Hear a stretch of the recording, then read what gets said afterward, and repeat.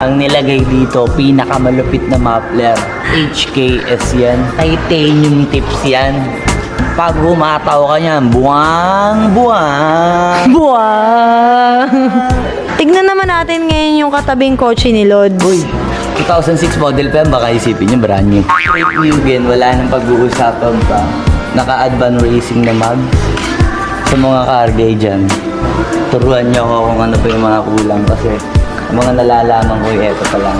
Tsaka ayoko siya masyado pagandahin kasi baka marami magsumiksik na umangkas. Out na tayo dyan. Kita nyo naman, Mugen RR yan. At yung magkabilang pipe ko.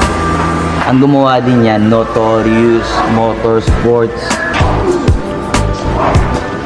Kita nyo naman yan. Sound system yan. Talaga namang uuga mukha mo dyan. DS18 straight yan. By Audionel. May customized logo pa yan ng XB. Yun lang. Yung kotse na to, di ba, parang magkapatid to.